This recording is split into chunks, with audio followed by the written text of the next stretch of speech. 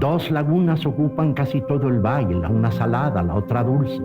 Sus aguas se mezclan con ritmos de marea en el estrecho formado por las sierras circundantes y un espinazo de montañas que parte del centro. En mitad de la laguna salada se asienta la metrópoli como una inmensa flor de piedra, comunicada a tierra firme por 4 puertas y 3 calzadas anchas de 2 lanzas jinetas. Bueno, Alfonso Reyes nació, como ustedes saben, en Monterrey, Nuevo León. En primer lugar, era un niño muy sensible y él tiene dentro de sus memorias un texto que a mí me daba miedo cuando lo leí la primera vez. Él tuvo una nana que lo asustaba y él lo cuenta. El texto se llama La abominable Carmen y entonces cuenta, esa es una película así como de terror, ¿no? De esa nana que lo asustaba, que le pintaba monstruos. Él era muy, muy sensible, pero también muy alegre, aunque muy solitario, y se escondía debajo de la mesa del comedor, ahí en Monterrey, porque ponían un mantel que daba hasta el piso. Entonces ahí se ponía para que no lo molestaran, se ponía a leer, o antes de leer, se trepaba en el ejemplar del General Reyes de Don Quijote de la Mancha. Esos fueron los primeros pininos literarios de Alfonso Reyes, pero ya estaba descubriendo a Don Quijote.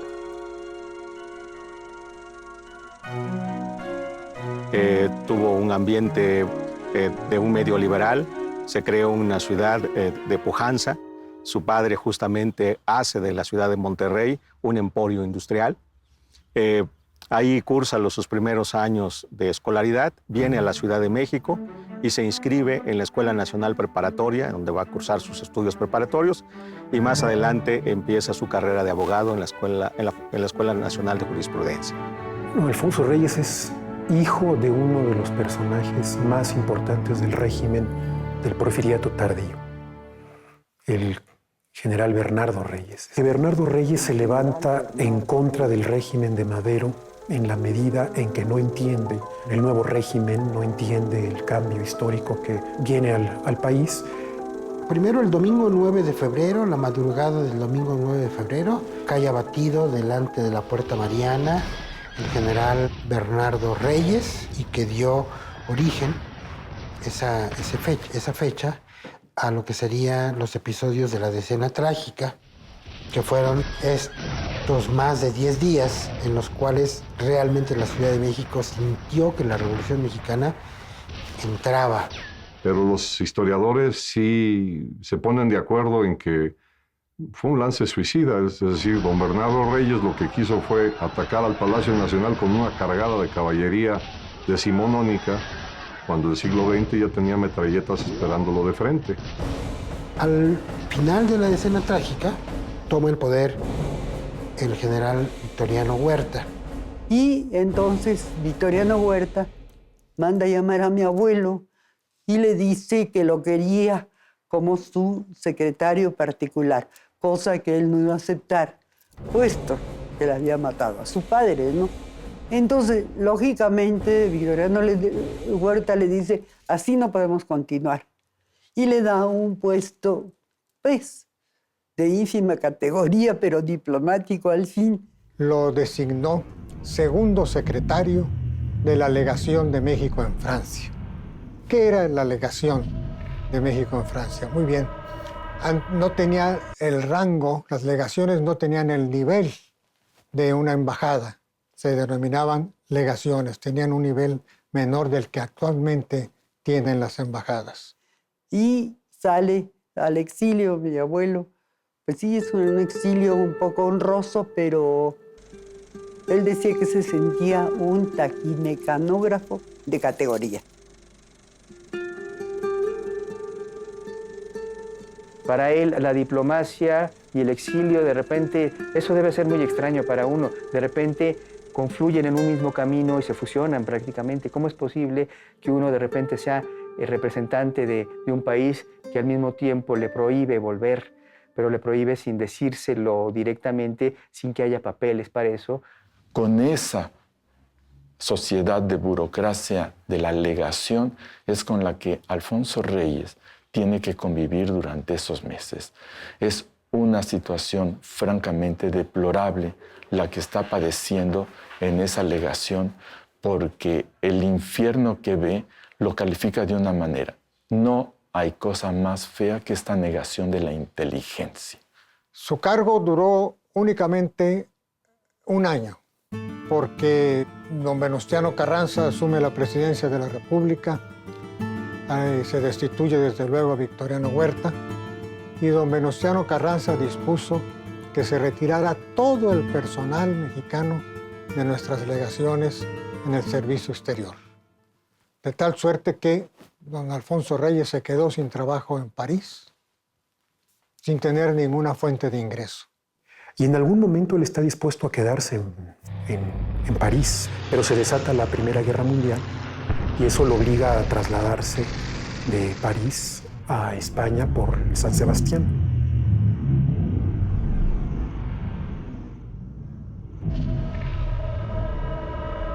Y entonces él va a padecer verdaderamente una gran crisis porque tiene a un niño muy pequeño y su mujer, Manuela Mota, y no tenía de qué manera mantenerlos. Lo que hizo fue sobrevivir a partir de un periodismo que fue desde el periodismo de acción, desde el periodismo que va a salir todos los días a pescar la noticia, hasta el periodismo político o el periodismo de opinión, que fue el que más exploró el periodismo político, ¿no? Entonces sobrevivía. Y empieza a hacer un trabajo que le permite ganar por página escrita pesetas, ¿sí? Y esto va a ser una formación muy importante. Es, en el sentido más riguroso del término, un escritor profesional. Vive de la pluma, una pluma a destajo. Escribo, gano. No escribo, no gano. Él le hizo este comentario cuando llegó a Madrid a don Francisco A. de Icaza, que era un mexicano residente en Madrid, poeta e historiador. Y le dijo a don Alfonso Reyes que él pretendía vivir de la pluma. Y don Francisco de Icaza le dijo: lo que usted quiere hacer es tan difícil como pretender levantar una mesa con los dientes. Pues era muy difícil, pero Alfonso Reyes lo logró, modestamente, pero vivía de su pluma. Y en otra ocasión cuenta que estaba en la Biblioteca Nacional de Madrid, justamente transcribiendo el manuscrito Chacón, donde está la obra de Góngora, y era un lugar muy frío. Entonces Manuelita, con una, diríamos nosotros, con una velita encendida, le acercaba esa vela a las manos de don Alfonso, justamente para que pudiera él poder escribir. Realmente él empezó a llamar la atención con sus trabajos sobre Góngora, tanto que un erudito francés que se llamaba Raymond Fourchet Delvaux lo llama a ser su colaborador. Pues cosa que realmente no era muy usual, y menos de un erudito francés y de los altos vuelos de Raymond Fourchet Delvaux. Pero ahí están las cartas que se publicaron en la revista Ábside, y realmente se da uno cuenta de que sí es erudito echó mano de Reyes para reivindicar un poco la figura de Góngora. Entonces le piden que haga que fije la obra de Ruiz de Alarcón. Entonces, por ser mexicano, ¿no? Pero luego esta actividad va a crecer, porque más tarde le piden que haga lo mismo con el Cantar del Mío Cid. Y bueno, el libro que conocemos, que la mayoría hemos leído, de Espasa Calpe, la colección austral, lo hizo Reyes. Son años muy productivos artísticamente para Reyes, porque escribe En 1917 publica Los Cartones de Madrid, publica La Visión de Anáhuac. Y estamos hablando de sus libros, son libros fundamentales no solamente para la literatura mexicana, para la literatura universal. Yo creo que él tuvo un talento natural para asimilar las cosas y para integrarlas a su producción artística, y que más que él adaptarse al entorno, el entorno se iba adaptando a él. Es muy interesante cómo, por ejemplo, en Visión de Anáhuac, logra, desde mi punto de vista, una obra perfecta. Y entonces, Alfonso Reyes lo que se propone, precisamente por estar lejos de México, es desde España hacer una visión de Anáhuac que hace un homenaje a la labor del cronista soldado. Es memoria, pero también es imaginación. La visión de Anáhuac yo creo que es un gran homenaje al origen de nuestra literatura. Los que son un poco más leídos hacen una referencia a que el título de La región más transparente de Carlos Fuentes está tomado de Alfonso Reyes. La Visión de Anáhuac tiene ese epígrafe del propio Alfonso Reyes que dice: viajero, has llegado a la región más transparente del aire. Y que es una alusión a la claridad que tenía el Valle de Anáhuac, la gran Tenochtitlán. Entonces, ese epígrafe en un tiempo sirvió para el aeropuerto de la Ciudad de México. Claro, no había contaminación. Y luego, pues por otra parte, Carlos le mandó una carta a mi abuelo para pedirle permiso si podía titular una de sus novelas, La región más transparente. Esa es la historia, ¿no? En aquel paisaje, no desprovisto de cierta aristocrática esterilidad, pasearon aquellos hombres ignotos la amplia y meditabunda mirada espiritual. Extáticos ante el nopal del águila y de la serpiente, compendio feliz de nuestro campo, oyeron la voz del ave agorera que les prometía seguro asilo sobre aquellos lagos hospitalarios.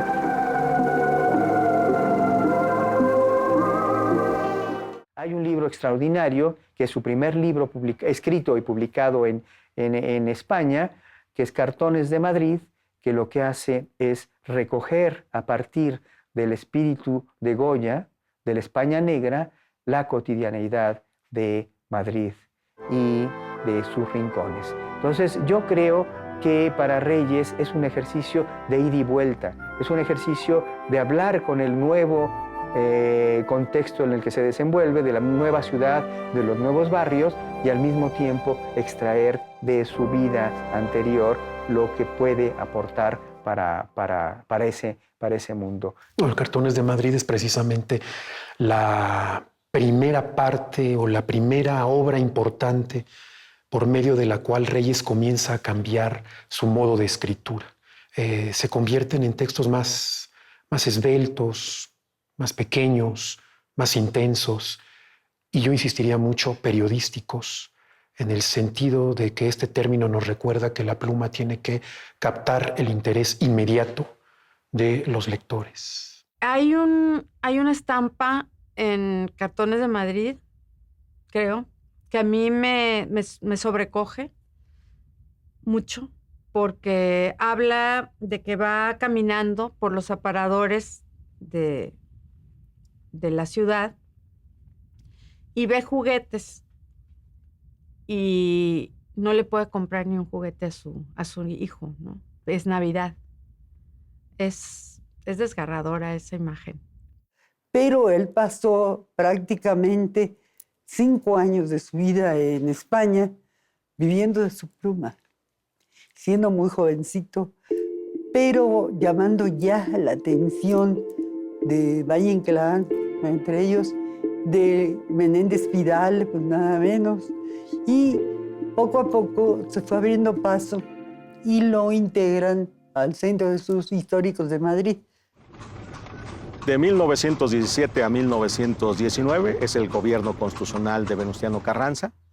Vienen los problemas internos entre el carrancismo, las fuerzas beligerantes del grupo que se llama sonorense, y como ustedes saben, es asesinado Venustiano Carranza y va a surgir justamente una fuerza muy importante, que es la de los sonorenses, en donde está Álvaro Obregón, Plutarco Elías Calles y Adolfo de la Huerta. Y en 1921-24 está la época nada menos que de Álvaro Obregón, ¿no? Es donde viene una figura importantísima que va a hacer posible que don Alfonso justamente llegue nuevamente a la Secretaría de Relaciones Exteriores y le devuelvan el viejo cargo que se le había dado, que es José Vasconcelos, como primer secretario de Educación Pública. Vasconcelos había sido parte del Ateneo, de la Juventud, era muy amigo de Alfonso Reyes, y bueno, empiezan estas gestiones de posibilidad de que Reyes regrese.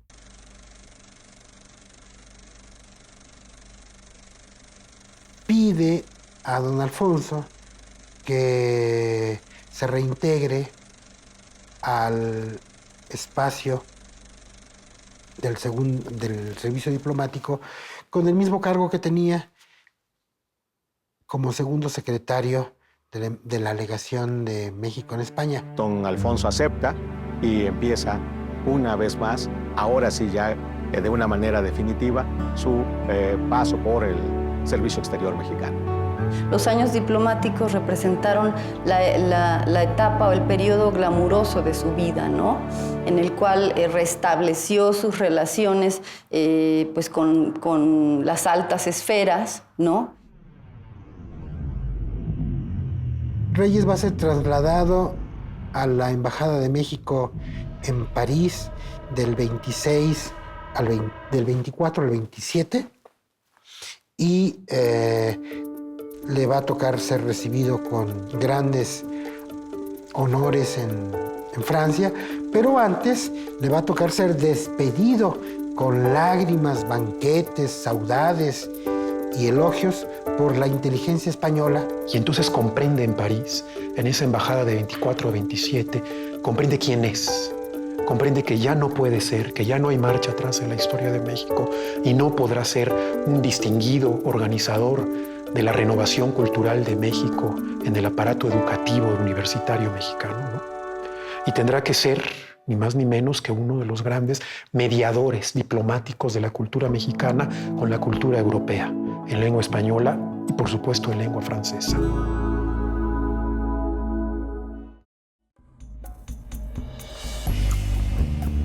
En París, Alfonso Reyes va a presentar la premier con música de quenas y atavíos prehispánicos de su obra teatral Ifigenia Cruel.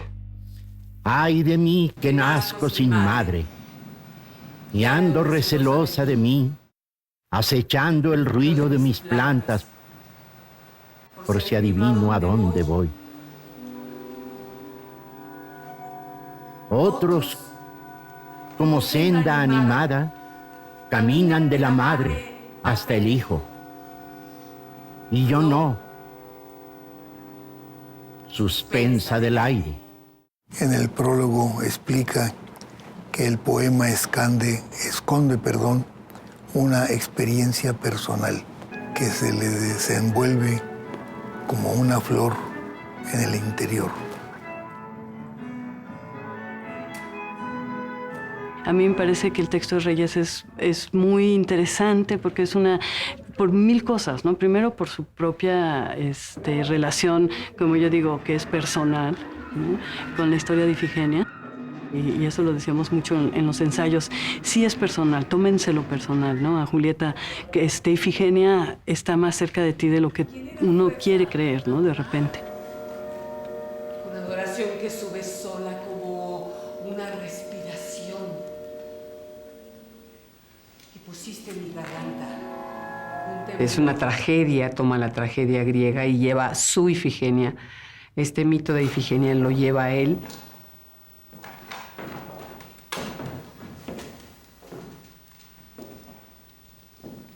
Salvaje de palabras.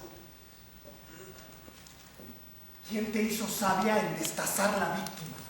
Y ha sido un arduo trabajo, largo y sinuoso camino, pues, para llegar a esto, porque la comprensión del texto, la aprehensión del texto, el masticarlo, el entender lo que uno está diciendo, crear las imágenes. Yo creo que Reyes entendió esto siempre muy bien. Es autor del único gran poema trágico que se ha escrito en México y quizás en América Latina y quizás en lengua española, me atrevo a decir, que es la Ifigenia Cruel, que es el poema del exilio, del abandono de las tumbas, del abandono del hogar para salir al mundo y regresar después, como dice un poema hermoso dentro de la obra, no soy yo quien regresa, son mis pies esclavos. Alfonso Reyes deja la embajada de Francia en 1925 porque eventualmente lo iban a enviar a la embajada de Suiza. Y en el camino llegó una contraorden y le piden que venga a México. Pero mientras estaba aquí en México, el nivel de esa representación cambió. Y delegación de México en Argentina pasó a ser embajada, ahora sí, embajada de México en Argentina. Y en México le dicen, te vas a ir a Argentina en calidad de embajador. Pero para él es más lógico llegar a Buenos Aires y de repente descubrir que Buenos Aires refleja un poco, recuerda un poco a París arquitectónicamente, recuerda un poco la vida madrileña y la vida parisina en cuanto a los cafés, los bares, el movimiento cultural de los escritores, las tertulias. Entonces, para él, llegar a Argentina no se convierte en una ruptura con su forma de vida, sino en una continuación. Lo que estuvo cultivando en Francia va a empezar a fructificar en Argentina porque la red de relaciones a partir de la correspondencia o eventualmente de la conversación en Francia empieza a mostrar una utilidad porque lo reciben muy bien, lo quieren mucho y se incorpora rápidamente a la comunidad intelectual argentina. Y en Buenos Aires, en donde no dejaba de ser un intelectual y una vez a la semana invitaba, que yo sepa, por lo menos a 2 escritores. Uno de ellos se llamaba Jorge Luis Borges y el otro Adolfo Bioy Casares. Carlitos Fuentes, que era niño, se sentaba en las piernas de don Alfonso y entre esos 3 monstruos de la literatura le enseñaron a Carlos La suave patria de Ramón López Velarde, que se la sabían de memoria los 3. Y yo quiero añadir que además era muy buen cuentista. El cuento de la cena, que de alguna manera influye a Carlos Fuentes para su novela, la gran novela que se llama Aura, es un cuento perfecto. Y es un cuento de un hombre que ha leído mucho, pero que tiene además el don de convertir eso que es tan etéreo, tan fantasmal, en algo muy creíble y verosímil. La internacionalización de Borges se debe en gran medida al apoyo de Reyes. Si tú quieres un apoyo transmundano en el sentido de que Reyes ya había muerto, pero el Premio Internacional Alfonso Reyes se da por primera vez a Jorge Luis Borges y esto fue fundamental para la internacionalización de Borges. Claro, con su grandísima y maravillosa literatura, sin la cual no se fundamentaría haberle otorgado ese premio. Pero Borges lo dice él en una entrevista que le hace a Arriola, lo está entrevistando y dice, ¿pero cuánto le debemos? Dice, no, a mí no me deben. Ustedes le deben a Alfonso Reyes, porque yo sin Reyes no existiría. No, pues en primer lugar se querían muchísimo, pero yo creo que también era una cosa de similitud de lecturas y de conocimiento literario, filosófico, artístico y demás, ¿no? Porque sí hay mucha similitud. Y por otra parte, a Reyes siempre le fascinó la novela policial. Les cuento una anécdota. Hubo un periodista años después, que fue un periodista mexicano que fue a entrevistar a Jorge Luis Borges en España. Pidió audiencia con Borges y le dio audiencia rápidamente Borges a este periodista mexicano. Y lo primero que le dijo Borges, bienvenido a ustedes los mexicanos, tan inteligentes, tan bien preparados, tan honestos. Y entonces le dice el periodista, oiga, pues ¿cuántos mexicanos conoce? Dijo, a uno, Alfonso Reyes. Entonces yo creo que su estancia en Buenos Aires fue una estancia muy rica en cuanto a movimiento diplomático, se mueve mucho, pero también conoce, gracias a esto y gracias a sus propias inquietudes, conoce a intelectuales y artistas de distintos entornos.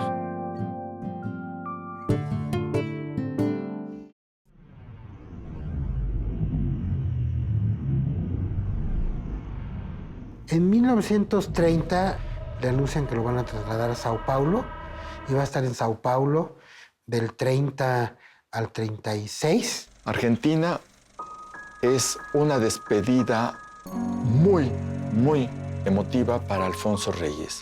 Le hacen un banquete de aproximadas 2,000 personas para decirle adiós. Y al principio él piensa que va a ser un momento muy crítico, triste, aburrido, pero resulta que va a ser uno de sus momentos más fecundos.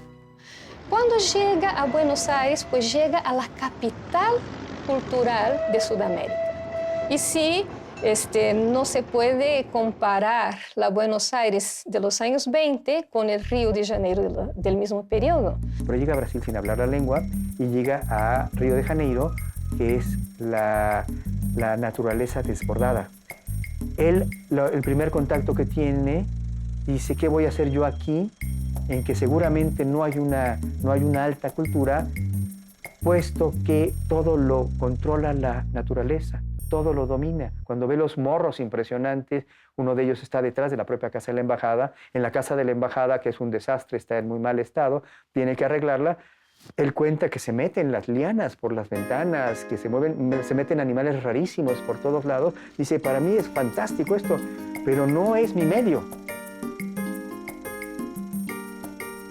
Y la primera impresión que tiene es terrible, porque dice, esta tierra no me gusta. Entonces sí, es una sorpresa para él llegar a un mundo que no cuaja con sus ideales de civilización. Y yo pienso que la primera impresión esa de que era una tierra para turistas y que simplemente no había cultura, se debía al hecho de que Reyes todavía no tenía los ojos abiertos para buscarla. Y a lo largo del tiempo sí logró hacerlo. Y más quizás que una vivencia intelectual, lo que tuvo en Brasil fue una vivencia existencial. Ahí es un poco escabroso. Es un poco escabroso porque habría que leer un texto de Alfonso Reyes que se llama Análisis de una pasión. Y se ve una pasión, algo peligrosa. Él se enamoró de una chica de Bahía, una brasileña, que me imagino que haber sido bellísima, ¿no? Y pues sí, él se entusiasmó mucho con esta brasileñita, tanto que mi abuela regresó a México y pues casi llegaron al divorcio, hay que decirlo, ¿no? Pero, pues gracias a Dios yo creo que él reflexionó de que perdía pues un poco el todo por la nada, porque pues, aparte de todo no era más que una pasión del momento. Eso se percibe, se nota en su romance del Río de Janeiro, ¿no? En sus textos sobre la playa de las Laranjeiras, que es como el ambiente, sus colores, sus sabores, se van metiendo en su forma de escribir y en su forma de ver.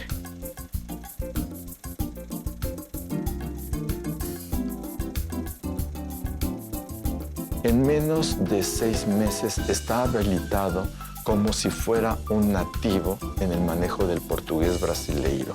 Y en octubre sucede el hecho político más importante y más trascendental de la historia política de Brasil, que es justamente la Revolución de Octubre, comandada por Getúlio Vargas. Y 1930 sí conforma una relativa ruptura a la vieja república con la llegada de Getúlio Vargas al gobierno de Brasil.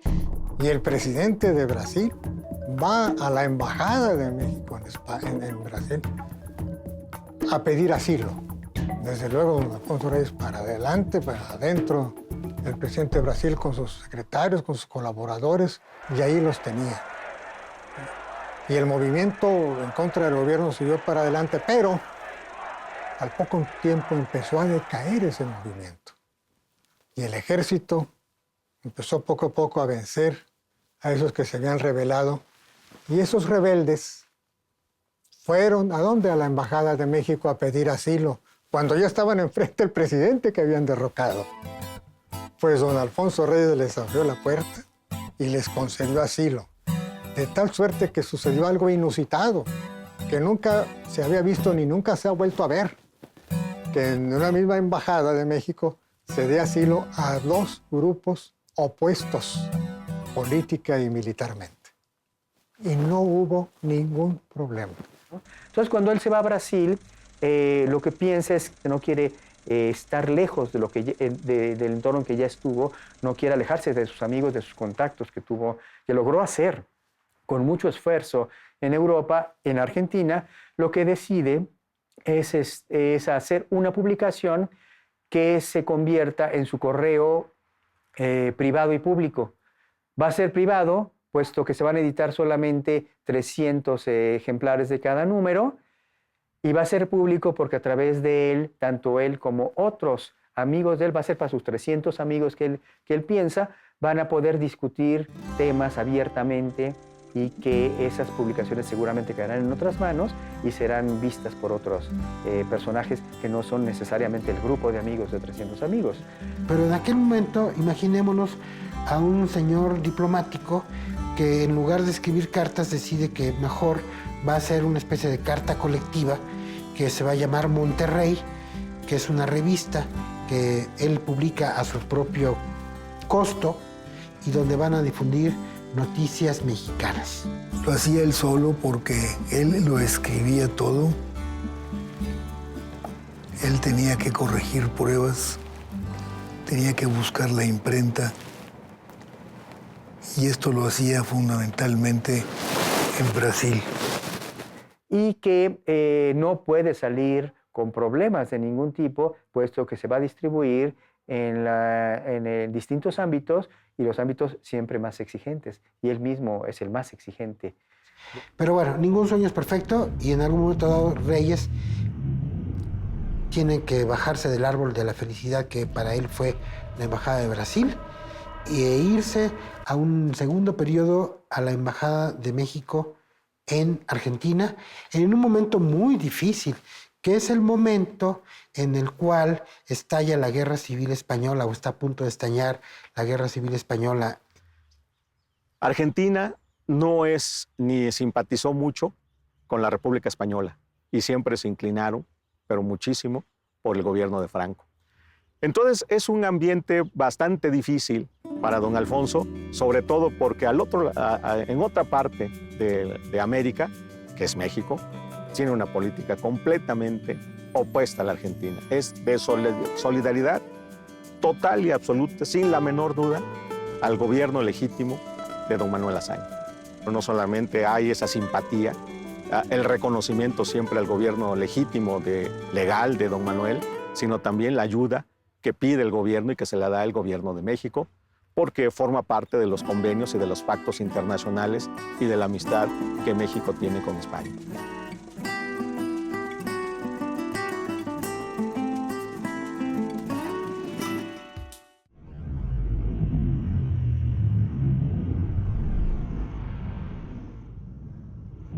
Y se llama a Alfonso Reyes a final de 37 para que venga a México ya sin cargo diplomático. Le toca a él el 18 de marzo de 1938 la expropiación petrolera. Tampoco se imaginaba que lo iban a llamar para decirle que tenía que ir a una misión confidencial al Brasil para poner en venta el petróleo recién expropiado, porque tuvimos muchos problemas para poner el petróleo en los países que se requerían o ya se tenía convenios comerciales. México tiene un conflicto en Brasil porque el embajador que se quedó en sustitución de Alfonso Reyes cometió una imprudencia en unas declaraciones públicas y le piden a Alfonso Reyes, con el pretexto de la comercialización del petróleo mexicano recientemente expropiado, le piden que vaya a negociar la venta de petróleo mexicano a Brasil y a la comarca o los países cercanos como Argentina y Uruguay. La embajada en Brasil va a tener mucho éxito. Reyes va, entre tanto, a dejar aquí a su familia. Va a regresar en el 39 y en el 39 Reyes va a seguir ya fuera del servicio diplomático, pero en cierto modo continuando el servicio diplomático, porque resulta que Reyes a partir del 39 le va a tocar iniciar la construcción de 3 casas. La casa del Física, donde está la capilla alfonsina en la calle de Benjamín Gil, antes calle Industria, primera casa. Y ahí hizo una casa pegada a una biblioteca. La biblioteca era de 2 pisos, muy grande. Tenía entre 35,000 y 45,000 volúmenes. Que fue realmente hacer realidad uno de sus sueños más grandes. Él apunta en su diario: al fin hago realidad mi sueño, dar un alojamiento digno a mis libros.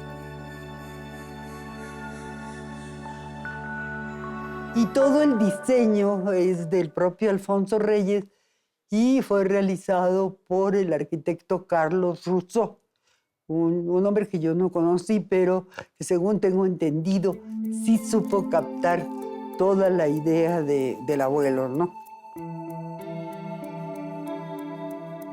La Capilla Alfonsina, su biblioteca, su casa biblioteca, se convierte en el espacio de cita obligada, no solamente de personalidades importantes que llegan a México y lo van a visitar, sino de los escritores mexicanos, de los artistas, de funcionarios mexicanos que van a hablar con él de los temas que le interesa a cada uno y que él pues los ha vivido intensamente durante muchos años, pero también lo que es muy importante, y vuelvo a la parte educativa y la parte de divulgación, de difusión, en esos años los estudiantes, los escritores incipientes podían ir a tocarle la puerta a Reyes y Reyes los recibía, hablaba con ellos, les daba consejos y en algunos casos incluso les abrían algunas puertas importantes.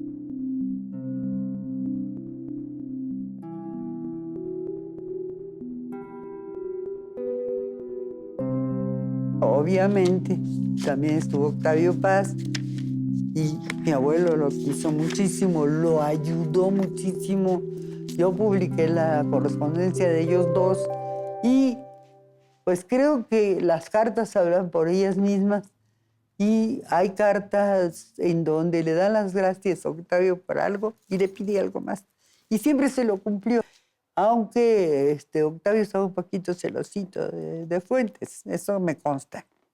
Pero la verdad es que a los dos los quiso muchísimo, ¿no? Pero Reyes nunca idolatró a las palabras. Buen escéptico, pensó siempre que las palabras eran como una prolongación de nuestro cuerpo y de nuestros sentidos. Vemos no solo con los ojos, oímos no solo con los oídos, tocamos no solo con el tacto. Con las palabras tocamos, vemos, gustamos y conocemos al mundo. Esto fue lo que para Alfonso Reyes fue el lenguaje.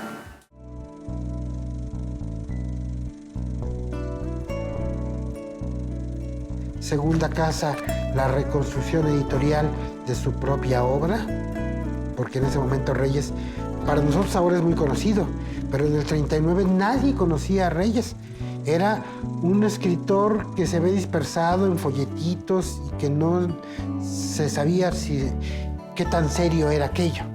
Y entonces yo creo que percibió durante el paso por los distintos países en donde estuvo que había semejantes a él, es decir, que había hombres que tenían que salir de su país por cuestiones políticas. Y en ese sentido, cuando regresa a México, él ofrece clases, cátedras, conferencias, motivos de viaje a muchísimos intelectuales y escritores argentinos, brasileños, españoles, franceses, y de ahí una estrella de otras nacionalidades que don Alfonso fue el que se encargó de traer. Porque también don Alfonso sabía que trayendo tipógrafos, trabajadores de las imprentas, encuadernadores, gente de tinta, iba a nutrir el mercado editorial mexicano. Su estrecha afinidad con Daniel Cosío Villegas, que está al frente del Fondo de Cultura Económica, que también recoge, incorpora a muchos de estos refugiados españoles a partir del 38 y el 39, y en el Fondo de Cultura van a hacer una tarea editorial muy, muy significativa. De manera que a la generosidad de don Alfonso debemos lo mejor de la generación del exilio.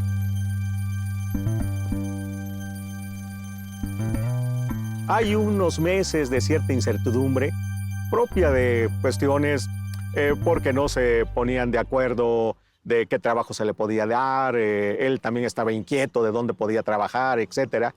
Pero finalmente el presidente de la República, general Lázaro Cárdenas, lo llama y le dice que por qué no dirige nada menos que una institución que él forma y que él crea, la Casa de España en México. Y la tercera casa será la fundación de la Casa de España en México, después Colegio de México. Y el Fondo de Cultura está vinculado al Colegio de México por una razón meramente física. Están en el mismo edificio, comparten oficinas. Entonces hay una comunicación directa entre Cosío Villegas, director del editorial, y Alfonso Reyes, presidente del Colegio de México, y los refugiados. Y empiezan a hacer una tarea cultural muy importante para producir libros para el continente americano. Con buena parte de académicos, artistas, escritores del exilio español, pero también con una parte importante de mexicanos, también de artistas, de escritores, y después habrá también de otros países. Reyes desarrolló al frente del Colegio de México una de las partes más importantes de su correspondencia personal. Reyes pudo repatriar muchas inteligencias mexicanas fuera de este país y pudo atraer a muchos extranjeros a este país ofreciéndoles cursos, clases, investigaciones, becas, precisamente en el Colegio de México. Entonces aquí vemos a un Alfonso Reyes negociador de actividades culturales, editoriales, que tiene una proyección internacional. Esto es producto de una larga formación como diplomático. Y creo que no está mal dicho que don Alfonso dijera en su momento que era su obra mexicana por excelencia.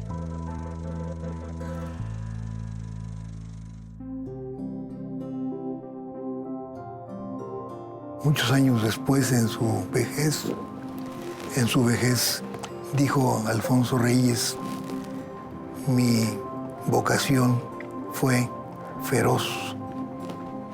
Pues yo creo que más que nada su alegría, el darle gracias a Dios de veras, de estar sobre la tierra y de haber podido cumplir pues una misión que no era fácil, porque no fue fácil su vida, pero la supo hacer. Y yo creo que todavía hay mucha gente que quiere escribir como él, ¿no? Que quiere hacer las cosas como él. Pero pues está difícil porque era un genio.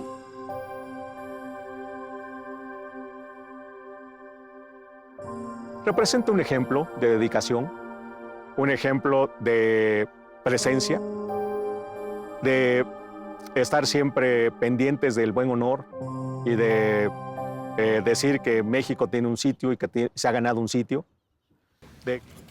Don Alfonso Reyes En los países donde ejerció sus funciones diplomáticas, sembró la semilla de la amistad y del respeto y del afecto hacia México, precisamente por su ejemplar actitud. Pues yo diría finalmente que la figura de Alfonso Reyes es muy enriquecedora en sus textos para todos los lectores. Siempre he dicho que las obras completas de Alfonso Reyes se pueden abrir en cualquier volumen y en cualquier página y empezar a leer, y siempre se aprende algo en la lectura de Alfonso Reyes. En el Diccionario de Escritores Mexicanos que edita el Instituto de Investigaciones Literarias de la UNAM, la ficha más caudalosa, más consultada, que crece y que se transforma con mayor rapidez, es la ficha de Alfonso Reyes. Es la ficha más viva. Por algo será. Pero a lo largo del tiempo le pasa a él lo que le pasa a los héroes, ¿sí? Se vuelve una figura de culto, pero no una figura de conocimiento. Pocos, de hecho, quizás menos de los que se debería, de los que se quisiera tener, lo están leyendo hoy. Y yo creo que el ejemplo, digamos, el que escribió el libro sin escribirlo es don Alfonso Reyes.